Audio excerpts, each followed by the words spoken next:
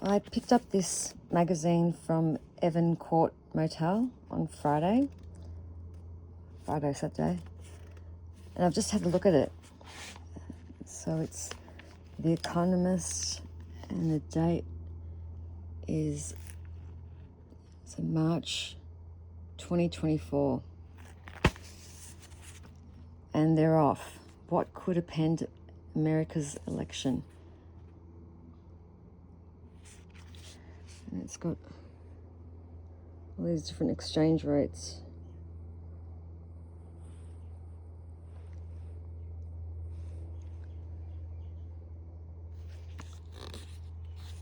All right.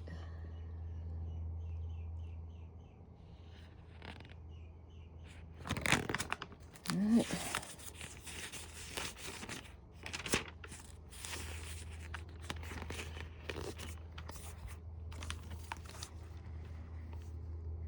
Who's running in 2024? Trump, Biden.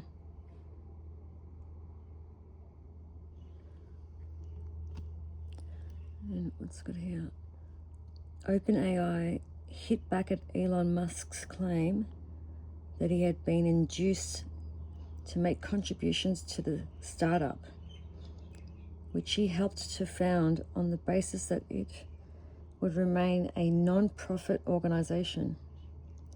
Mr. Musk has filed a lawsuit against OpenAI and Sam Altman, its chief executive, alleging that its partnership with Microsoft account was hacked, breaks a deal to make artificial intelligence free to the public.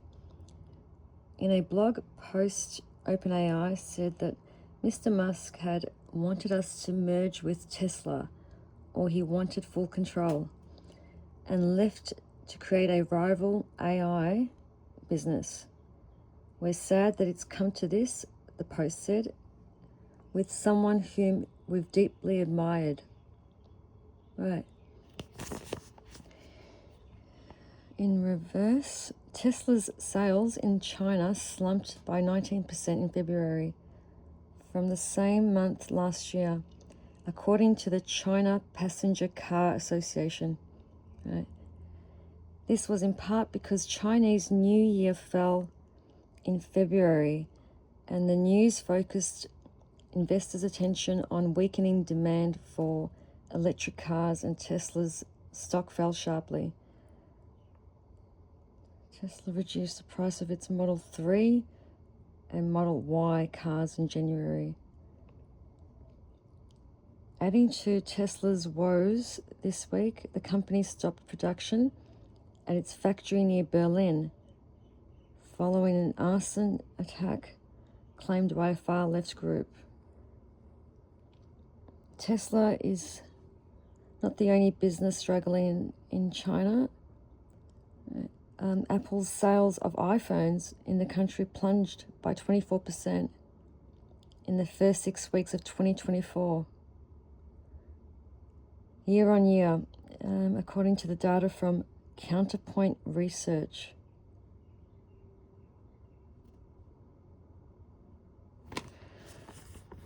It's about AI.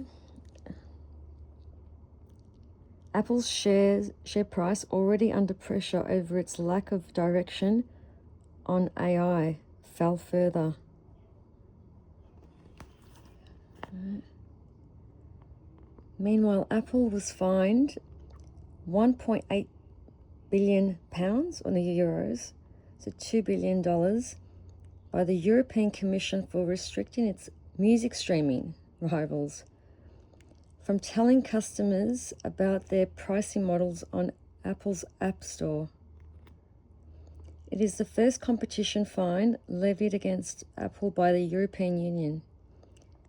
The Commission said the size of the penalty, the third largest it has ever imposed in an antitrust matter, would act as a deterrent against similar practices. Apple is to appeal against the ruling.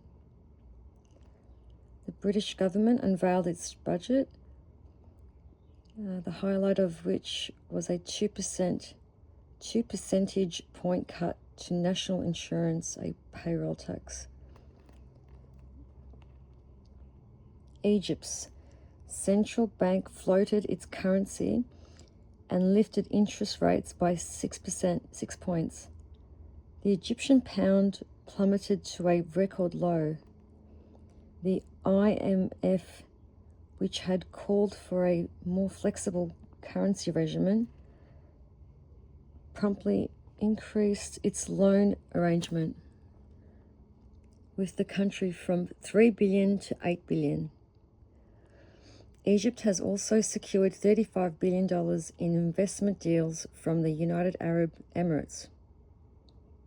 No. This is all new to me.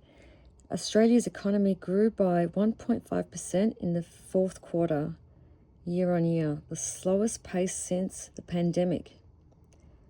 That adds more pressure on the central bank to cut interest rates. South Africa, increased activity in mining helped South Africa avoid a recession in the last 3 months of 2023, though the economy grew by just 0.6% over the whole year. Bitcoin hit a new intra-day record of $69,202 before falling back. The price of the cryptocurrency has surged this year, spurred in part by institutional investors piling into new American-listed exchange-traded funds in Bitcoin. Markets shrugged off the decision by OPEC, which includes Russia, to extend to July cuts to oil production that were due to expire this month. The cartel is hoping to boost prices for the commodity by curtailing its output, but America and Canada are expanding their oil production, filling gaps in the market. Target's revenue fell last year for the first time since 2016. Still, the retailer's share price surged after it announced a turnaround program to entice shoppers. And The Muppet Show. Controversy ensued when Sesame Street's Cookie Monster tweeted that "Me hate shrinkflation. Me cookies are getting smaller." Joe Biden mentioned the comment in a speech on fighting corporate ripoffs. A new bill from Elizabeth Warren and Bob Casey, 2 Democratic senators, would allow regulators to punish companies that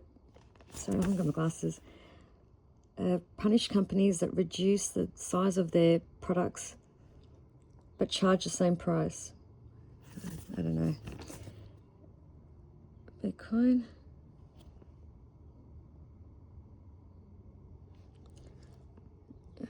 Three sources of uncertainty could upend America's presidential election.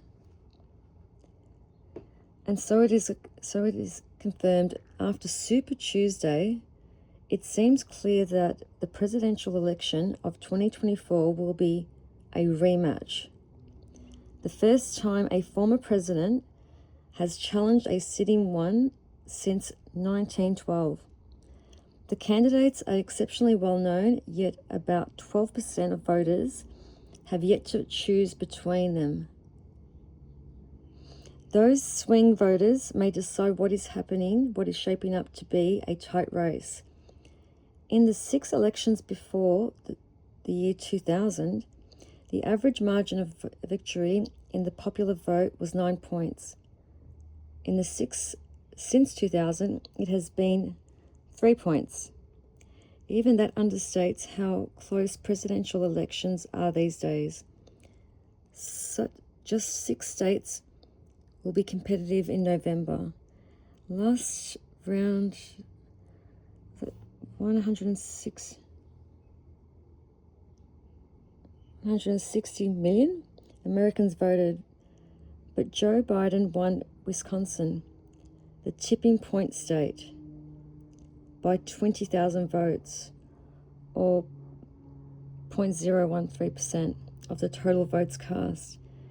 When elections are this close, small differences in their inputs can have world-changing effects. Because of this, any one of the dozen things could tip the election to President Biden or Donald Trump. These are the issues: the economy, the border, abortion. There are the turnout and persuasion operations, the donors and the volunteers. But this election, there are also three other big areas of uncertainty. The first in the role is the role of the third parties. See briefing.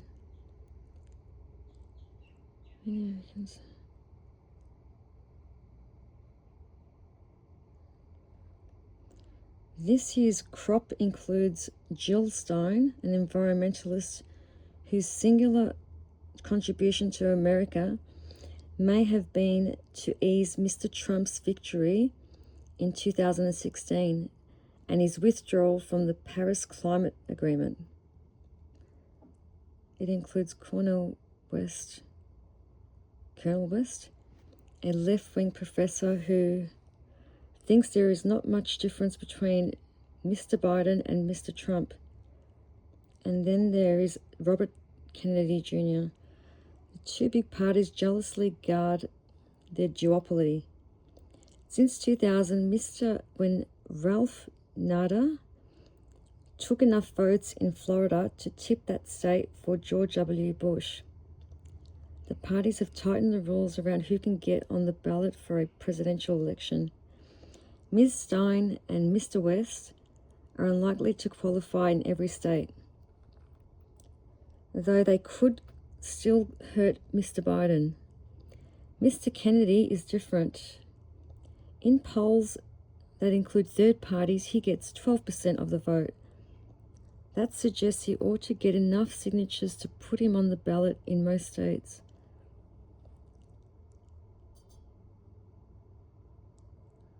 The surname suggests he would attract more Democrats, so Mr. Kennedy. Yet Republicans like him more. His environmentalism and vaccine skepticism mix issues of left and right. His cheerleaders are Silicon Valley bros who think disruption is an intrinsic good.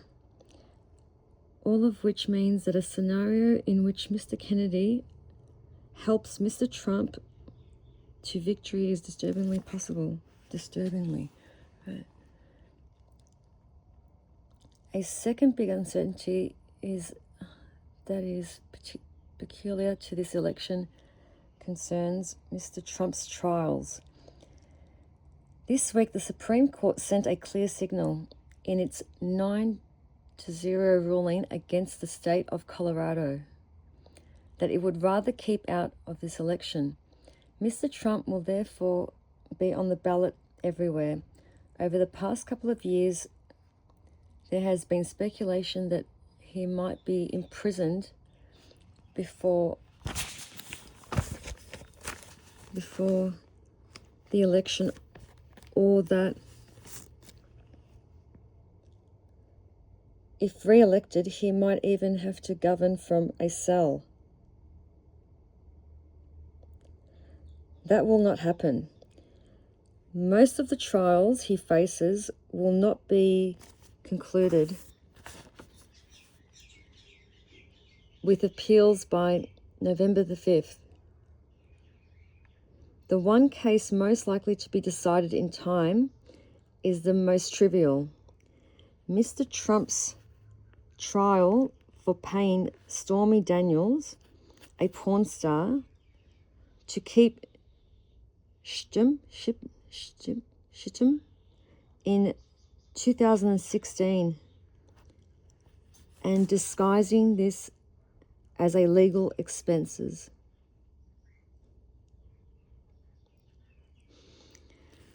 This is not the same as saying the trials are irrelevant. In our Economist YouGov polls,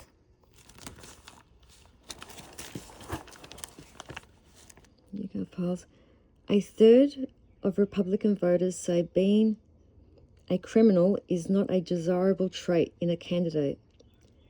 Negative partisanship, the conviction that whatever your own side does, the other lot are worse, means that a huge majority of those who voted for Mr. Trump before will do so again.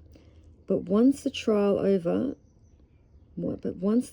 over his role in the riot of January 6th, 2021 begins, there will be regular reminders of how his first term ended, just as undecided voters are weighing whether to give him another one. Yes, most Republican voters will find a way to rationalize the charges against Mr. Trump, but the trials are still a drag on him.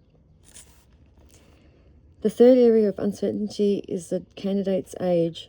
Mr. Biden and Mr. Trump will be the oldest and second oldest nominees on record, making the odds of what is politely called a health event higher than usual.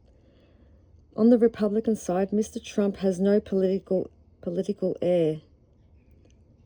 He is installing his campaign manager as the party's chief operating officer, and his daughter-in-law as its co-chair. See United States section. That is a brittle kind of strength. He so dominates the party that there will be chaos if he were incapacitated. There is, by contrast, a debate among Democrats about whether Mr. Biden is capable of winning a campaign because of his age. His poll numbers remain oddly low given the strength of the economy. The White House's answer is that the polls are wrong and that the president's fortunes will turn around when more voters start paying attention. Maybe. But 85% of Americans and 70% of Democrats, 85% of Americans and 70% of Democrats, well, American Democrats, 70% of Democrats think he is too old to serve another term. That is unlikely to change. Slip road. If he is still behind in swing state polls before the party's nominees crowned at the convention in August, so it was 2024 August, the main argument for Mr. Biden that he is the best defense against a second Trump term will be hard to sustain. Replacing him then would be risky and could be chaotic. Mr. Biden would have to stand aside voluntarily, which seems unlikely. Kamala Harris, the vice president and likely successor, could be an even weaker candidate. One way around the problem would be for Democrats to hold a talent contest at the convention. The risk is that the candidates would be dragged to the left to please an audience of activists. An alternative would be for the party grandees to settle on a young governor such as Gretchen Whitmer in Michigan or a charismatic speaker like Senator Raphael Warnock of Georgia. They would then have 2 months to campaign in a blizzard of media attention while Mr. Trump is on trial over January 6th. It may seem inevitable that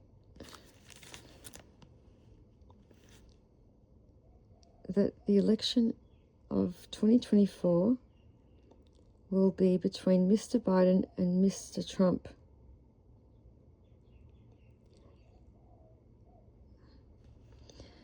But given the oddities specific to this contest, there is more uncertainty than you might think.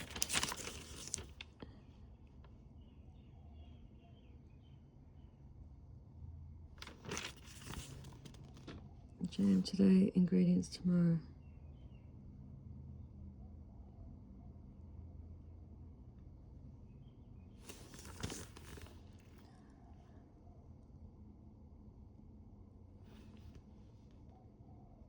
Novo Nordics and Eli Lilly are printing money now, but a wave of competition is coming.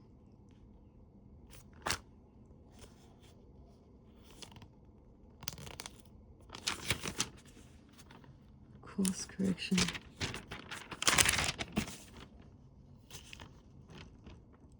The Ivy League's supremacy. Who owns AI? Ben Sobel's diatribe against anti-human copyright law because it poses a profound threat to generative artificial intelligence missed some critical steps. By invitation, February 16th. One of the main reasons the holders of copyright want protection of their work is so that they can continue to exercise their moral rights.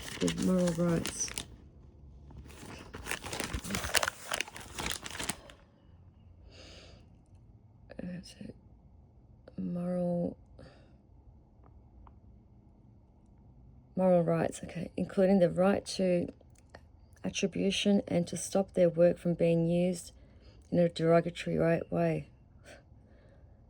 This is critical importance in the world of deep fakery. However, those companies that are developing AI-powered tools in the fields of law, medicine, and research have to be as sure as possible over the authoritative provenance of the works they are using in training. Copyright is a great tool for this purpose because it provides a chain of evidence leading directly back to the author, publisher. From here, a judgment can be made as to whether the work is true. Did the judge really make that statement? Or false? Did a large language model hallucinate a medical research finding? If copyright is taken out of the AI equation, this heredity is difficult, if not impossible, to determine, and the world will be less fair and a more dangerous place as a result.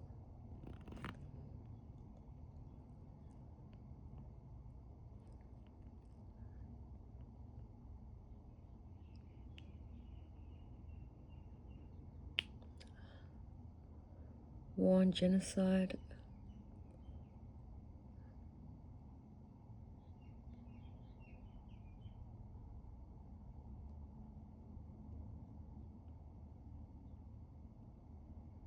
Power from the genocide. Only with Germany's defeat did it end.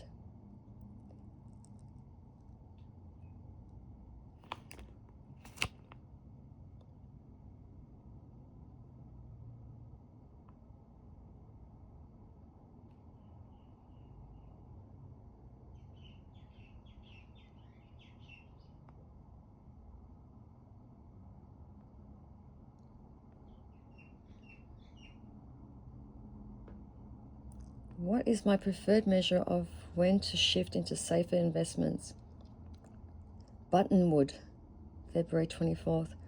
An index incorporating the number of published articles declaring that this time is different, and the number of relatives offering stock tips based on their day trading activities. Grant Lewis, Washington, D.C. Letters are welcome and should be addressed to the editor at The Economist.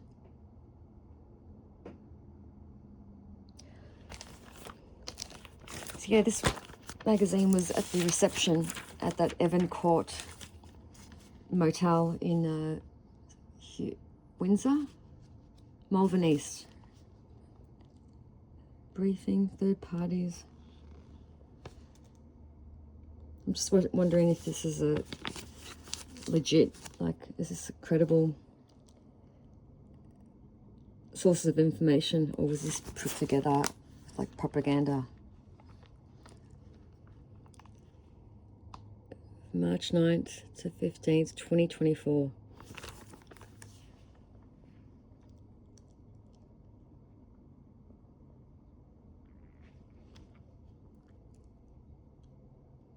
That's the motel that I checked out early. It was only there for a few hours when I didn't feel comfortable and left. And when I asked for a refund, the owner started talking about money laundering for some reason. And I reminded him that I need to wash my clothes. I don't have money to launder. But he kept bringing that up for some reason.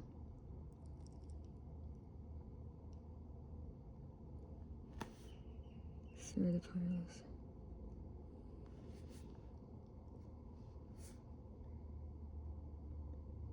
It's 2023.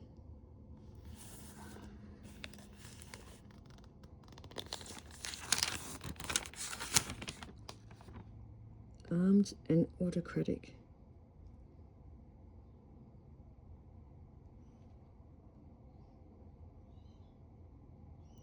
Kim Jong-un is sending missiles to Russia and threatening war with South Korea.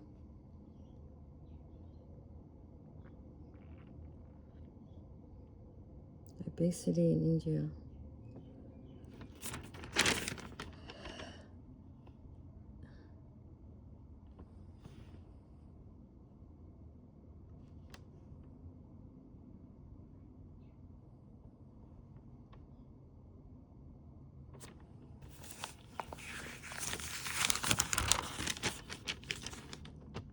Stock and all. Middle-class Indians have caught the equities bug.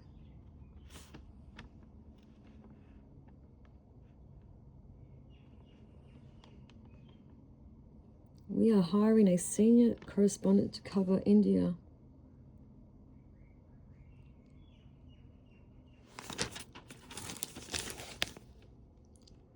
Banyan, Moshi, Torah, and other questions.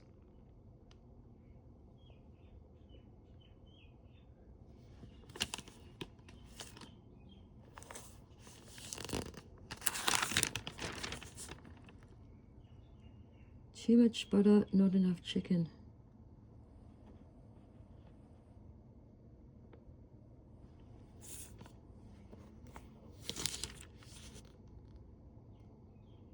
Cotton origin verification.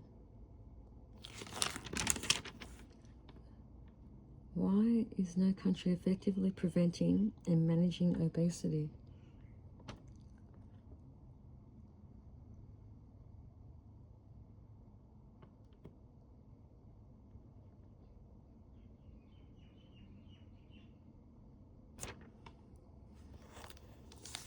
Xi's show.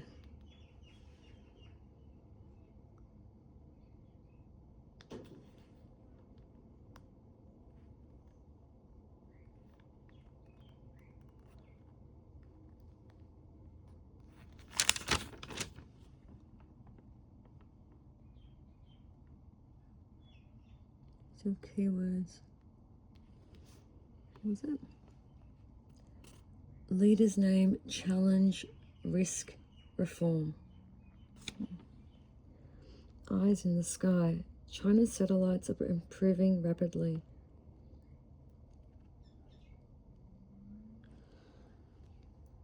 Near far-sighted. Red stars. Yaogan 41 begins its long march.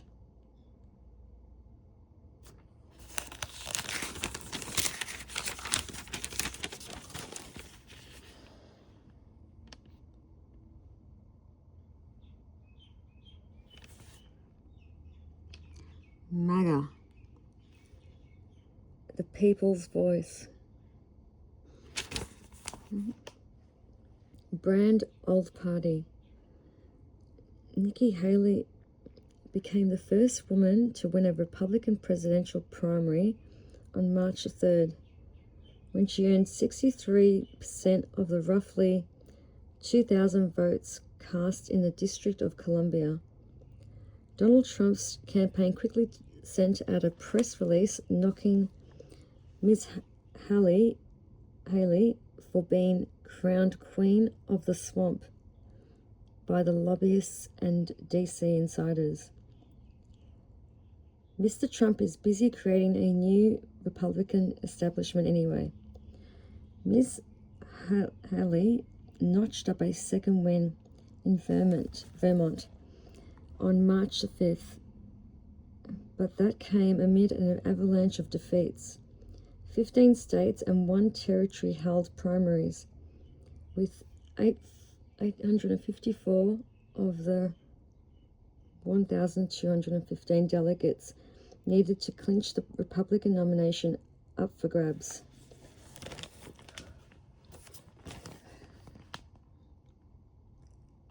Known as Super Tuesday, the typically important day proved unusually sleepy. As expected, Mr. Trump dominated as he has throughout the primary process. The front-runner won every Super Tuesday primary but Vermont's. Before Ms. Haley dropped out of the race on Wednesday morning, Mr. Trump wrote that many of her supporters were radical left Democrats, but he would further like to invite all of Haley's supporters to join the greatest movement in the history of our nation. Ms. Haley declined to endorse Mr. Trump, who is now running unopposed and will soon officially clinch the delegates needed to become the party's presumptive nominee. Mr. Trump did receive an endorsement from Mitchell McConnell, the veteran Republican leader in the Senate and one of the last prominent holdouts. But the former president was already flexing his influence over the National Party before Super Tuesday.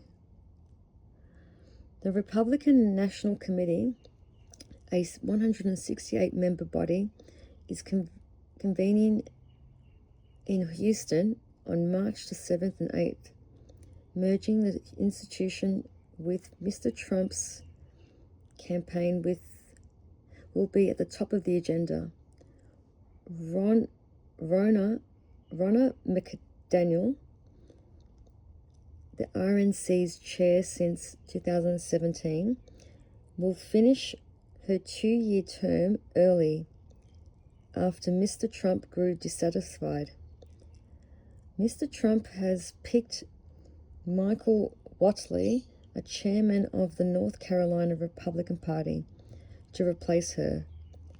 Lara Trump, the former president's daughter-in-law, is expected to join as a co-chair, and Chris LaCivita, a top campaign official, will oversee day-to-day. Last month, Ms. Haley criticized these moves as premature, but presidential campaigns always integrate with the National Committee eventually. Of course he's going to take over the building and the party, says Sean Spicer, who worked at the RNC before joining the Trump administration. It unifies the effort. You don't need people swimming against the stream. Mr. Trump was able to move faster than usual because he remains extremely popular with Republicans, and even his critics could see that only he could win the nomination. Both organizations will now coordinate strategy and spending that could pass $1 billion. The committee traditionally focuses on get-out-of-the-vote operations and could take on some campaign expenses. Then there are Mr. Trump's legal bills.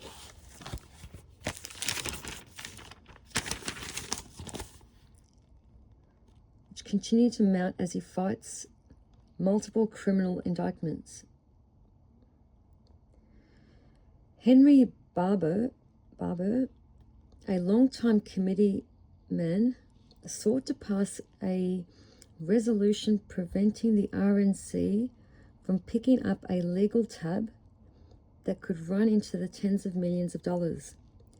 Henry called me this morning. He said ahead of the Houston meeting that the effort could not muster enough support even to come up for a vote by the full committee, though Mr. La Civita has said that Mr. Trump will not rely on the RNC funds for legal liabilities. A Trumpified RNC today does not guarantee one in perpetuity.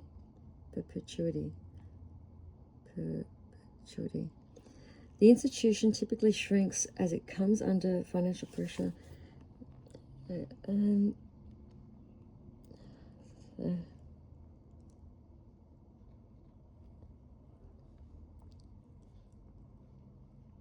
Money is not all that matters. Hillary Clinton spent nearly twice as much as Mr. Trump in 2016 and still lost. But in a close race, any extra advantage could decide the outcome. Mr. Trump is a potent small dollar fundraiser, but he appears to know he will need more billionaires on side. The Club for Growth, an influential anti-tax group that fell out with Mr. Trump in recent years, has begun to reconcile with him lately. Jeff Yass, a billionaire trader, gave the group's super PAC $10 million as it sought a Trump alternative.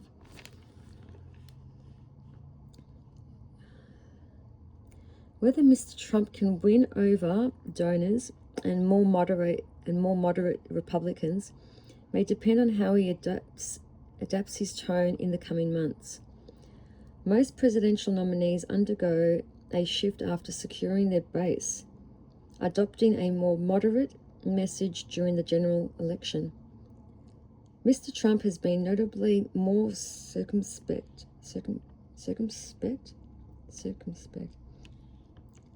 on abortion and other social issues than his Republican rivals.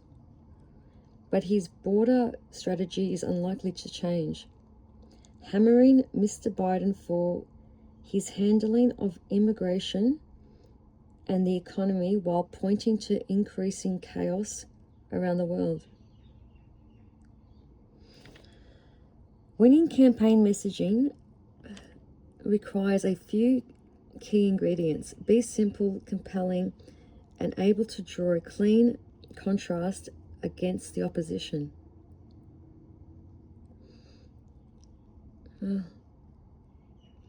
Same. Like, so is it just about winning the election, or is it about being the right leader? Because that's what I mean. It's the same bullshit, isn't it? Voting in someone that is just about winning an election, not about wanting to be a true leader of a country, of a nation. That's the fucking difference. Anyway, and Mr. Trump can point to 4 years in office. Mr. Trump still faces the challenge of healing wounds within his own party. After Iowa, he opted for a unifying message. A week later in New Hampshire, visibly annoyed, he departed from his script and delivered a lengthy personal attack on Ms. Haley. As the results came in on Super Tuesday, Mr. Trump said, "We want to have unity, and we're going to have unity, and it's going to happen very quickly."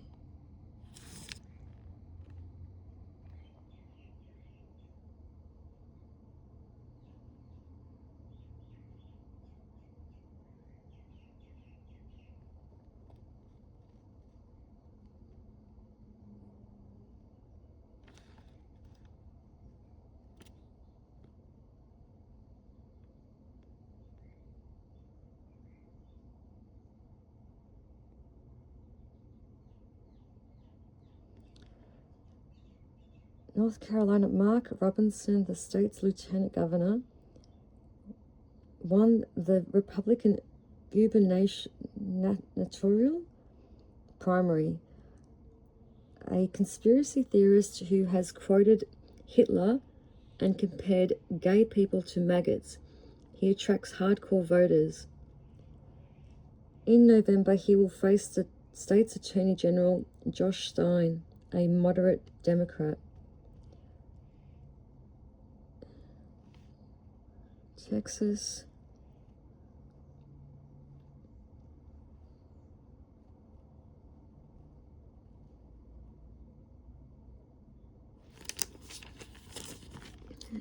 Executive inaction. Can Joe Biden bring order to the border without Congress?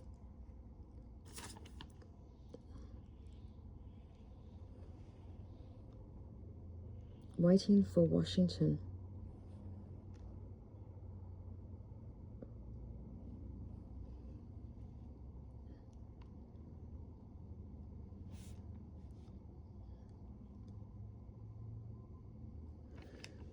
(1967).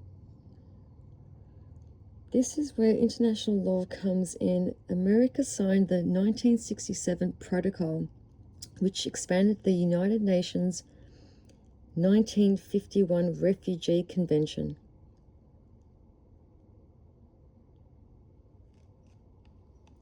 Mr. Johnson, Mexico. Things are not that simple. Mr. Trump bullied Andres Manuel Lopez Obrador, Mexico's president, into cracking down on migration by threatening hefty tariffs on imports. Mr. Biden may be loath to apply such leverage when Mexico is now America's largest trading partner and is helping to curb fentanyl trafficking. What's more, only about 80,000 migrants were enrolled in the Remain in Mexico program between 2019 and 2022, a tiny fraction of those who cross the border. I've never had fentanyl.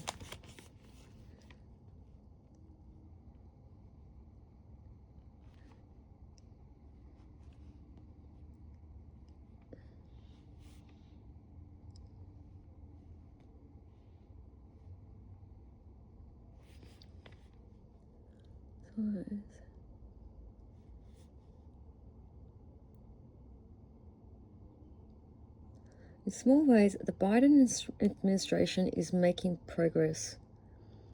The number of monthly credible fiat decisions, the standards some migrants must pass to apply for asylum,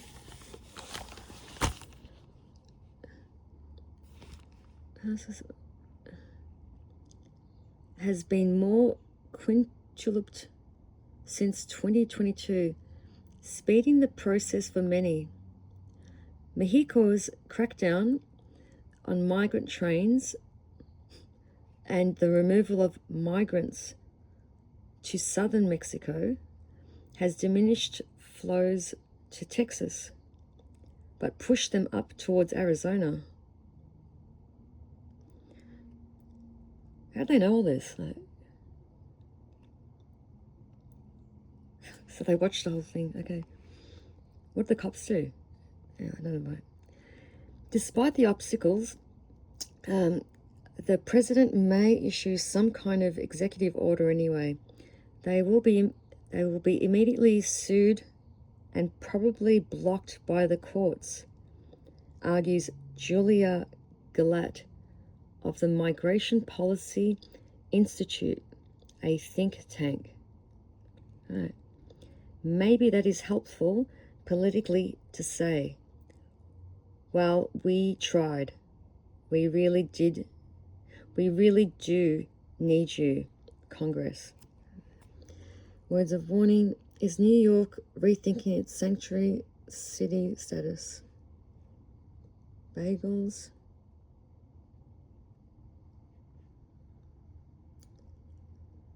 I'd like to have a bagel in New York.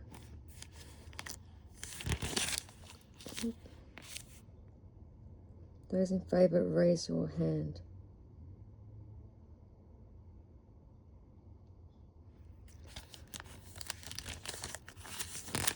Do I buy the costume, the Liberty costume? Laws. Ed Cock. Celestial bodies.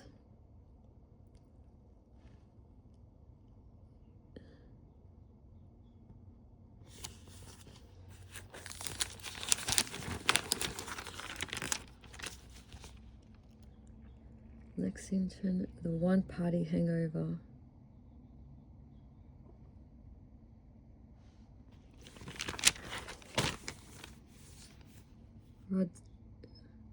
Ron DeSantis overreached. Florida Democrats are plotting a path back from irrelevance.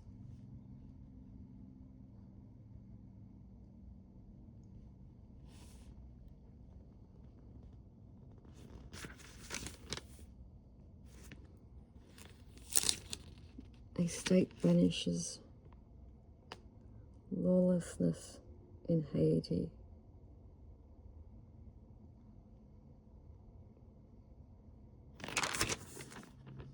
Anti-corruption. Dying light.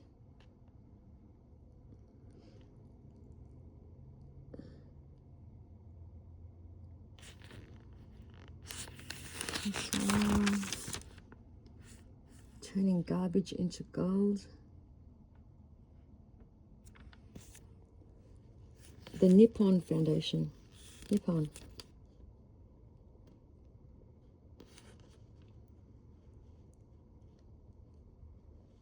Was Nippon what they used with when they bombed was the Vietnam War? They used that Nippon.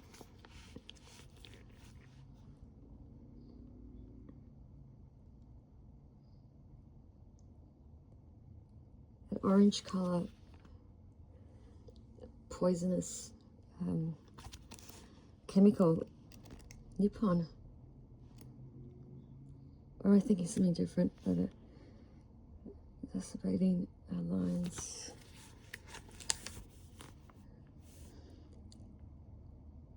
Benjamin Netanyahu. Joe Biden is frustrated with Israel, but will not stop its war. 66 bundles of food drifting on parachutes onto the beach of Gaza on March the 2nd made for an incongruous sight after 5 months of war, as Israel dropped American-made bombs on Gaza. America's Air Force dropped ready meals. The aid operation, conducted jointly with Jordan and repeated on March the 5th, symbolized not the power of America, but its frustration at its limited ability to influence Israel's fight against Hamas. President Joe Biden has sharpened his tone towards Israel of late, saying he would accept no excuses for delays in increasing humanitarian supplies to Gaza. He faces growing pressure at home and abroad over the appalling toll of the war, not least the mass displacement of Gaza's population, the deaths of thousands of civilians, and widespread hunger and disease. Mr. Biden is making plain his displeasure with Israel's Prime Minister Benjamin Bibi Netanyahu. In other ways, too, on March the 4th and 5th, his administration welcomed Benny Gantz, a centrist member of Israel's war cabinet, as if he were an alternative prime minister, granting him meetings with the vice president. Kamala Harris and the National Security Advisor, Jake Sullivan, among others. Mr. Netanyahu, who has yet to set foot in the Biden White House, was furious.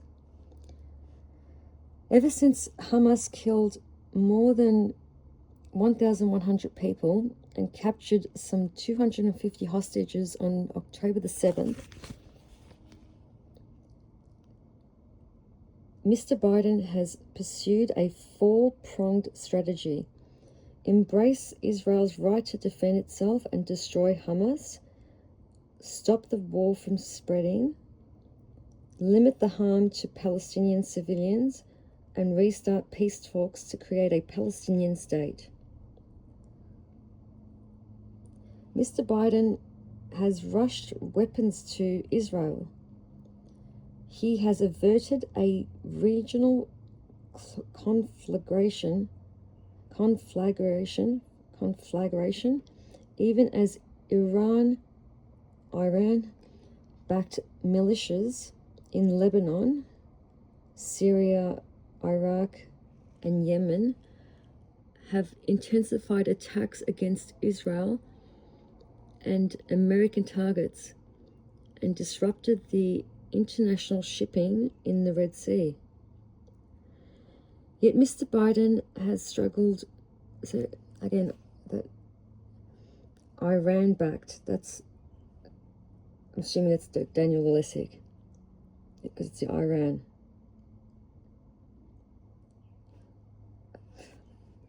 Again, unless I missed something.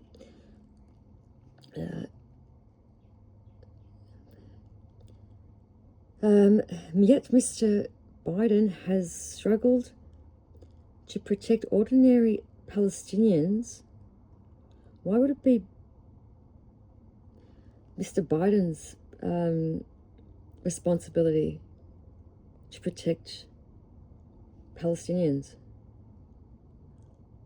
from Israel's wrath?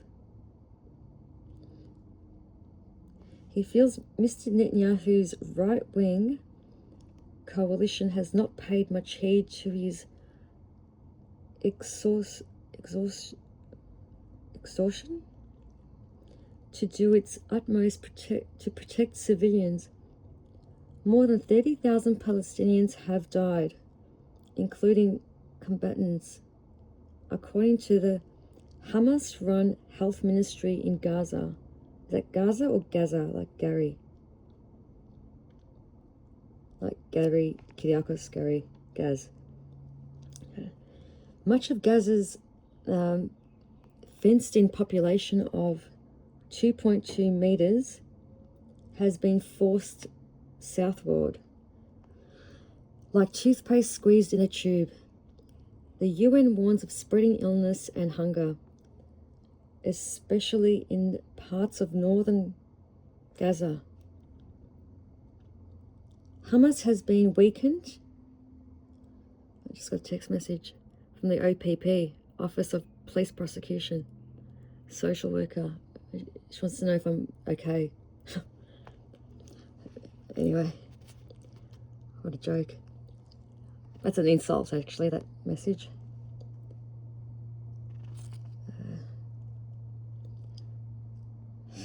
What a fucking joke. No, what a fucking insult. Actually, I'm going to stop here now. But this magazine just keeps on going. In creating and recreating beauty, no detail is ever too small. One of not many. This is that motel I was listening to Owen Benjamin.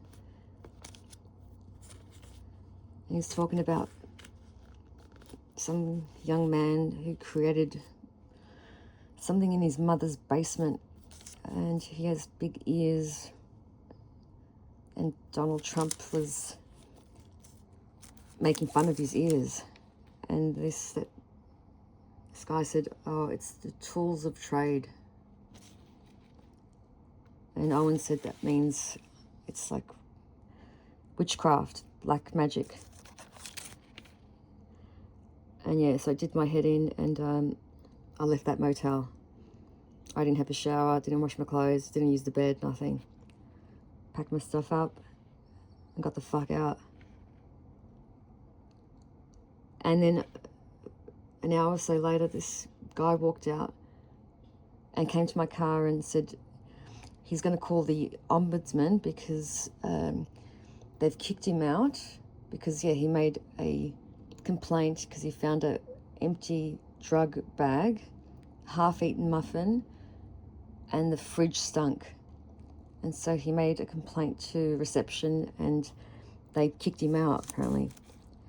So he was going to call the ombudsman and he was warning me to not stay there. He said, don't fucking stay there, it's the worst place. And he said, yeah, the guy that works at the reception, Dave, has got a small man syndrome. And he said some awful things about the Asian woman as well. I said to him I didn't have any issues with either, but I wonder if what they did it. Truman.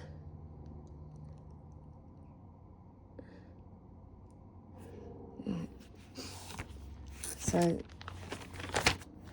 that's where I got this. It caught my eye, you know. But yeah, from 2024, The Economist.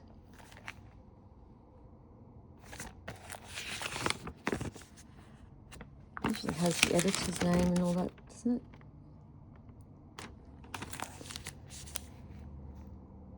Digital Elements.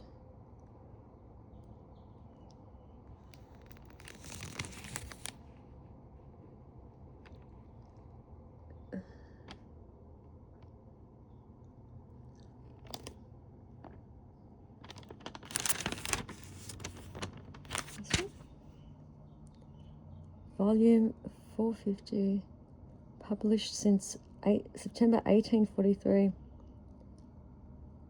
Editorial offices in London.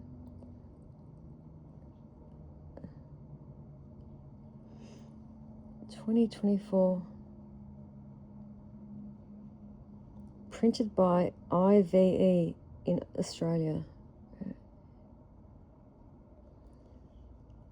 Subscription service. Singapore. I think that number's made up. Singapore 61 ends in 69. Asia.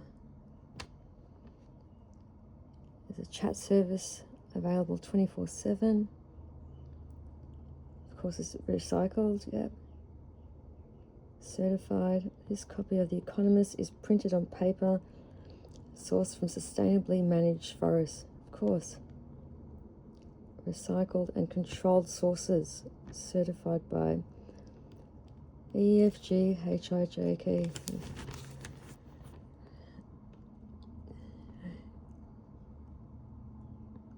It's good though, it's got a tick. Tick. Like the Heart Foundation. Bayer's chronic pain.